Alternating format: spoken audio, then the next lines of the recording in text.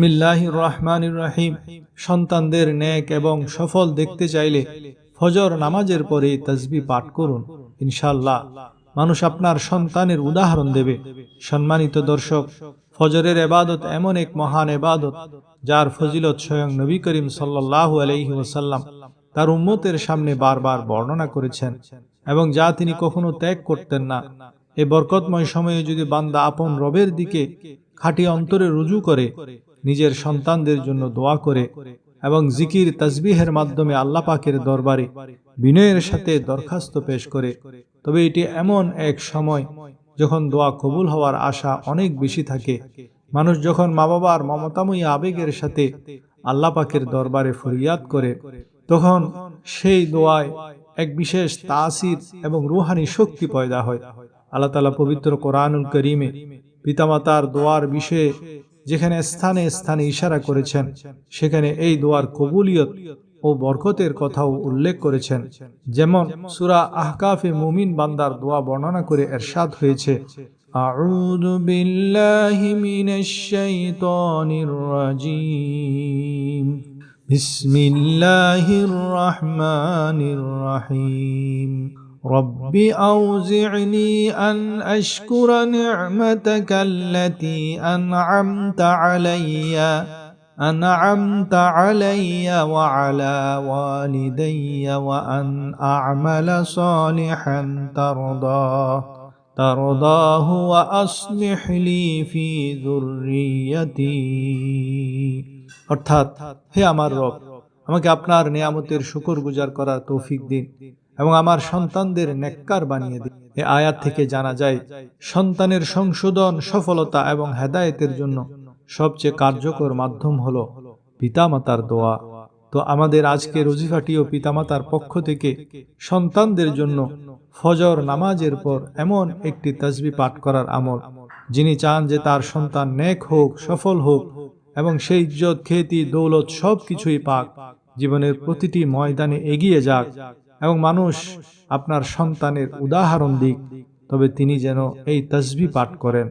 এই তাসবিহের বরকতে তার সন্তান নেক ও সফল হবে এবং উন্নতির পথে এমনভাবে অগ্রসর হবে যে মানুষ দেখে অবাক হয়ে যাবে। তো এই বরকতময় তাসবিহ সম্পর্কে জানার জন্য অনুরোধ রইল, ভিডিওটি শেষ পর্যন্ত অবশ্যই দেখবেন। সম্মানিত দর্শক, সন্তানের সফলতা শুধু দুনিয়াবী পরিকল্পনা বা খ্যাতির মধ্যে সীমাবদ্ধ নয়, বরং আসল সফলতা হলো দ্বীন, আখলাক, চরিত্র এবং নেক আমলের মধ্যে।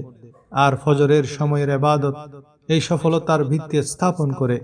নবী করিম সাল্লাল্লাহু আলাইহি ওয়াসাল্লাম ফজরের 2 রাকাত সুন্নতের গুরুত্ব বর্ণনা করে ইরশাদ করেছেন, ফজরের 2 রাকাত সুন্নত দুনিয়া এবং এর মধ্যকার সমস্ত জিনিসের চেয়ে উত্তম। এই হাদিস থেকে বোঝা যায় যে ইবাদতকে দুনিয়ার চেয়ে উত্তম বলা হয়েছে, তার পরবর্তী দোয়া এবং তাসবিহে কত বরকত এবং প্রভাব থাকতে পারে। ফজর এমন এক সময় যখন আল্লাহ তাআলার রহমত জমিনে বিশেষভাবে নাজিল হতে থাকে। সহিহ বুখারীর হাদিস, রাসূলুল্লাহ সাল্লাল্লাহু আলাইহি ওয়াসাল্লাম বলেছেন যে আল্লাহ তাআলা ফরমান, হে আমার বান্দারা, আমার কাছে তারা সবচেয়ে বেশি প্রিয় যারা ফজরের আগে উঠে। এই মহব্বত ও রহমতের সময়ে যদি পিতামাতা তাদের সন্তানের জন্য দোয়া করেন, তবে সেই দোয়াগুলোতে এক বিশেষ কবুলিয়ত সৃষ্টি হয়। কোরআনে পাকে আল্লাহ তাআলা বারবার উল্লেখ করেছেন যে সফলতা ও কামিয়াবির আসল দরজা হলো আল্লাহর শরণ, সবর এবং তাকওয়া। সূরা বাকারায় ইরশাদ হয়েছে, ইয়া আইয়ুহাল্লাযীনা আমানুস্তাঈনু বিস-সাবরি ওয়াস-সালাহ ইন্নাল্লাহা মা'আস-সাবিরিন। হে ইমানদারগণ, সবর এবং নামাজের মাধ্যমে সাহায্য চাও, নিশ্চয় আল্লাহ ধৈর্যশীলদের সাথে আছেন। একইভাবে অন্য এক স্থানে ইরশাদ হয়েছে, ওয়াযকুরিসমা রাব্বিকা বুকরাতাও ওয়া আসীলা, অর্থাৎ সকাল সন্ধ্যা আপন রবের নাম স্মরণ করো। মুফাসসিরগণ লিখেছেন যে সমস্ত জিকিরের মধ্যে ফজরের জিকির সবচেয়ে শক্তিশালী এবং বরকতময়। এ কারণেই ফজরের পরের তাসবিহ এবং পিতামাতার দোয়া সন্তানের সফলতার মাধ্যম হয়ে দাঁড়ায়। নবী করিম সাল্লাল্লাহু আলাইহি ওয়াসাল্লাম পিতামাতার দোয়ার গুরুত্ব বর্ণনা করে ইরশাদ করেছেন, অর্থাৎ 3টি দোয়া এমন যা ফিরিয়ে দেওয়া হয় না। মজলুমের দোয়া, মুসাফিরের দোয়া, পিতামাতার দোয়া তাদের সন্তানদের জন্য। এ হাদিস পিতামাতাকে বিশ্বাস যোগায় যে তাদের দোয়া সত্যি বৃথা যায় না, বরং আল্লাহ পাকের কাছে কবুলিয়তের এক বিশেষ মর্যাদা রাখে।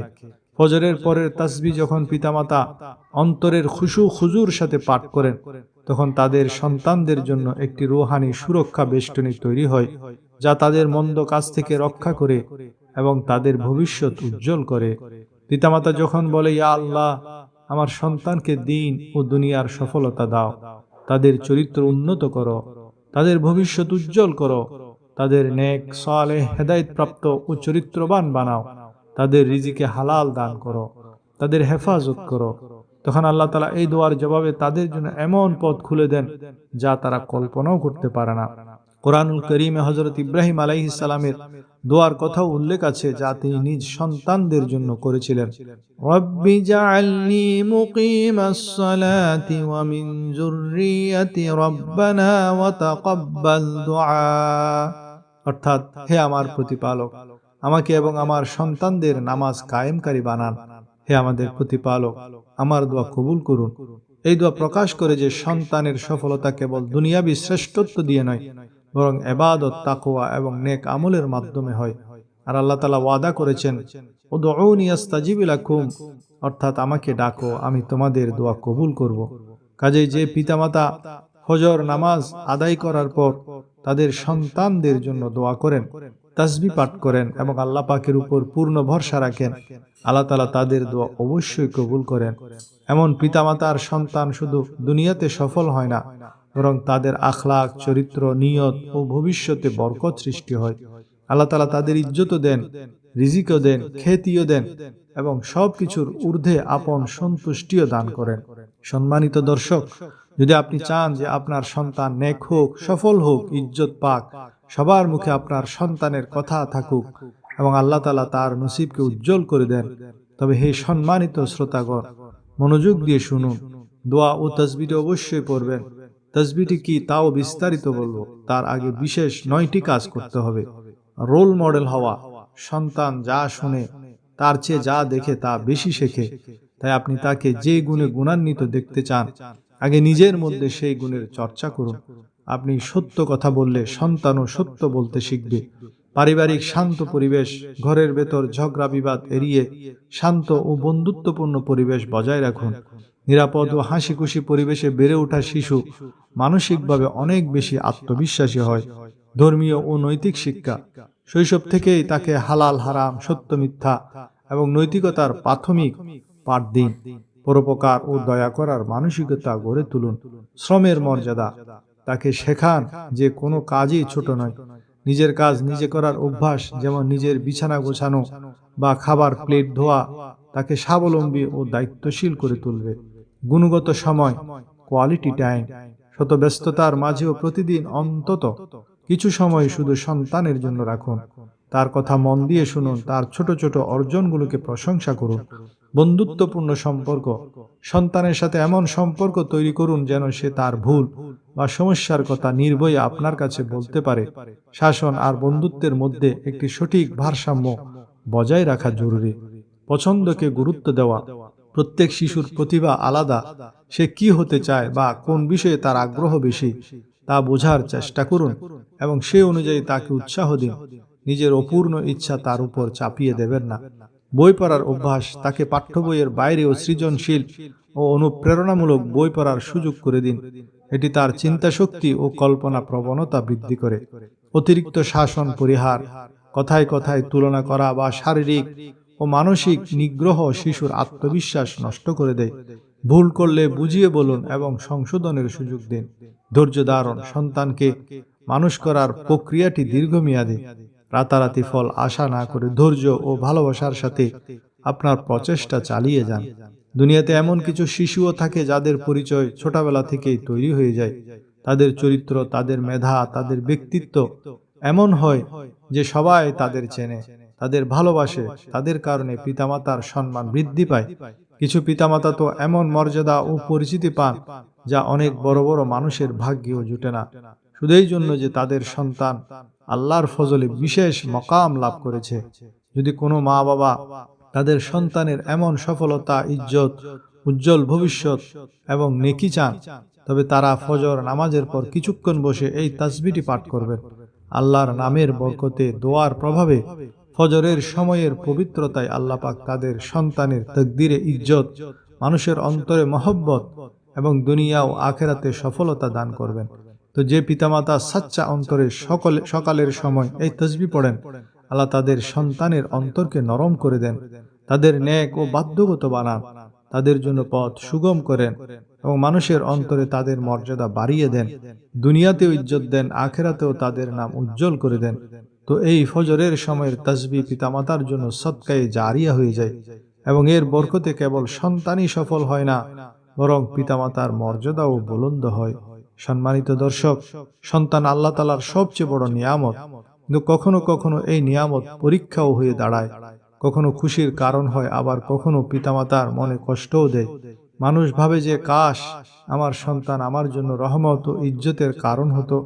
সম্মানিত দর্শক, যদি আপনি চান যে আপনার সন্তান আপনার জন্য সত্যিকারের নিয়ামত হোক, আপনার জন্য সফলতা বইয়ে আনুক, দুনিয়া ও আখেরাতে আপনার জন্য গায়েব গর্বের কারণ হোক, তবে আপনার সন্তানদের জন্য দোয়া ও তাসবিহ পড়া কখনো ছাড়বেন না, যাতে কাল পস্তাতে না হয়। কারণ পিতামাতার দোয়া সন্তানের তাকদীর বদলে দেয়। আল্লাহ পাক এই দোয়ার বরকতে তাদের নসিব উজ্জ্বল করে দেন, তাদের আগামী দিনের প্রতিটি কুনজর, মন্দ প্রভাব, ফিতনা এবং খারাপ মানুষের চাল থেকে রক্ষা করেন। এই তাসবিহের বরকতে আল্লাহ তাদের খারাপ সঙ্গ থেকে বাঁচিয়ে দেন, তাদের চারপাশে হেফাজতকারী ফেরেশতা নিযুক্ত করে দেন এবং তারা পরীক্ষা থেকে বেরিয়ে সফলতার দিকে এগিয়ে যায়। দুনিয়াতে কিছু মানুষ এমনও থাকে যাদের অন্তরে হিংসা থাকে, যারা সন্তানদের বিগড়ে দিতে চায় বা ক্ষতি করতে চায়। কিন্তু যখন মা বাবা ফজরের পর তাদের সন্তানদের জন্য দোয়া করেন, তখন আল্লাহ তাআলা তাদের সন্তানদের এমনভাবে হেফাজত করেন যে শত্রুর চাল তাদের উপরই উল্টে যায় এবং সন্তান উজ্জ্বল ভবিষ্যৎ, নেক আচরণ এবং মজবুত তাকদীরের সাথে এগিয়ে যায়। তাই নিজের সন্তানের খাতিরে এই তাসবিহ অবশ্যই পড়বেন। এই দোয়াই কাল আপনার ঢাল এবং আপনার জন্য সফলতার চাবিকাঠি হবে ইনশাআল্লাহ। যদি আপনি চান যে আপনার সন্তান আল্লাহ পাকের হেফাজতে থাকুক, নেক, সফল এবং সম্মানজনক জীবন অতিবাহিত করুক, তবে ফজর নামাজের পর মনে মনে নিজের সন্তানদের কল্পনা করবেন এবং আল্লাহ পাকের কাছে দোয়া করবেন, অর্থাৎ এই তাসবিহটি পাঠ করবেন। কারণ এই তাসবিহ যখন কোনো বান্দা ফজর নামাজের পর পড়ে, তখন আল্লাহ পাক খুব বেশি খুশি হন।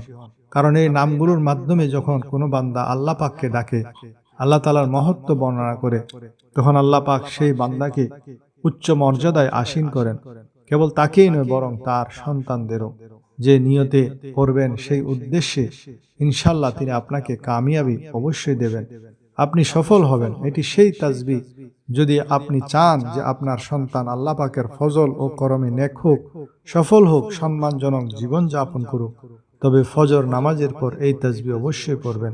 সম্মানিত দর্শক, সময়ের গুরুত্ব বিবেচনা করে আমরা আমলের দিকে যাচ্ছি এবং আপনাকে জানাচ্ছি যে এই তাসবিহটি ফজর নামাজের পর কত সংখ্যায় এবং কোন নিয়মে পড়তে হবে।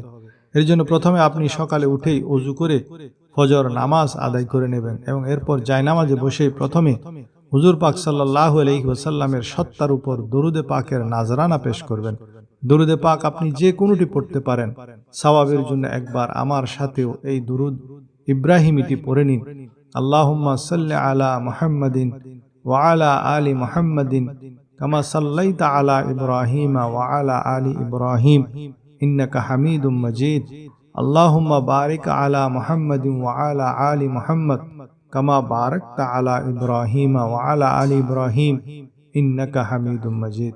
দুরুদে পাক পড়ার পর আপনি প্রথমে আল্লাহ তাআলার 3টি সিফতি নাম আপনার সন্তানের সফলতার জন্য পড়বেন এবং এই নামগুলো পড়ার সময় আপনার অন্তরে সন্তানের ইজ্জত, সফলতা ও খ্যাতির কল্পনা থাকতে হবে। আপনি এই 3টি নাম হাতের আঙ্গুলে অথবা তাসবিহের দানায় গুনে গুনে পুরো 100 বার পাঠ করবেন। এই 3টি সিফতি নাম সন্তানের সফলতা, ইজ্জত, হেদায়েত, হেফাজত এবং নেক হওয়ার জন্য অত্যন্ত কার্যকরী বলে মানা হয়। নাম্বার 1, ইয়া ফাত্তাহু, হে পথ উন্মোচনকারী, সন্তানের জন্য সফলতার দরজা খোলার এবং বাধা দূর হওয়ার জন্য। নাম্বার 2, ইয়া রাজ্জাকু, হে রিজিক দাতা, সন্তানের রিজিক ও ইজ্জতে বরকতের জন্য। ইয়া করিমু, হে সম্মানদাতা, সন্তানের জন্য সম্মান মর্যাদা এবং মানুষের অন্তরে মহব্বত পয়দা হওয়ার জন্য। এই তিনটিকে মিলিয়ে পড়লে একবার হবে। আপনি এই তিনটি নামের একটি পূর্ণ তসবিহ অর্থাৎ পুরো 100 বার পাঠ করবেন। এরপর আপনার সন্তানের হেদায়েতের জন্য কোরআনে পাকের একটি আয়াত পাঠ করে নেবেন। এই আয়াতটি হযরত ইব্রাহিম আলাইহিস সালামের দোয়া, যা বিশেষভাবে সন্তানের সংশোধন ও সফলতার জন্য সর্বোত্তম দোয়া। রব্বি জাআলনি মুকিমাস সালাতি ওয়া মিন যুররিয়াতি রব্বানা ওয়া তাকাব্বাল দুআ।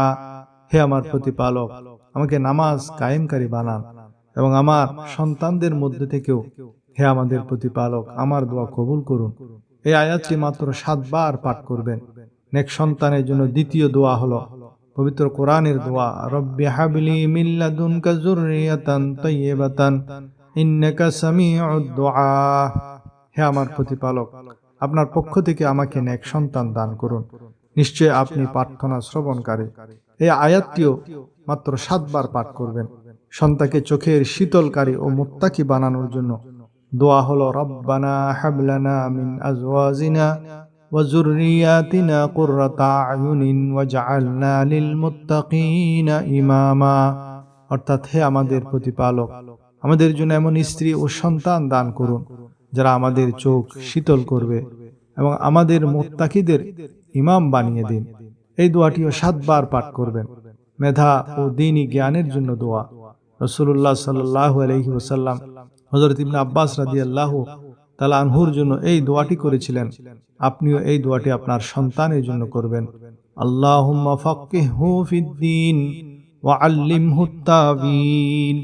অর্থাৎ, হে আল্লাহ, তাকে দ্বীনের সঠিক জ্ঞান দান করুন এবং তাকে কোরআনের ব্যাখ্যা শিক্ষা দিন। এই হাদিসের দোয়াটিও 7 বার পড়বেন। এরপর আজকের আমলের আসল তাসবিহটি 100 বার পড়বেন। সেটি হলো, ইয়া জাল জালালি ওয়াল ইকরাম ইয়া রব্বাল আলামিন। এটা হলো ইসমে আজম। এটা হাতের আঙ্গুলে বা তাসবিহের দানায় গুনে গুনে 100 বার পাঠ করবেন। তারপর শেষে ঠিক ততবারই দরুদ পাক পাঠ করবেন যতবার ওজিফা শুরু করার আগে পড়েছিলেন।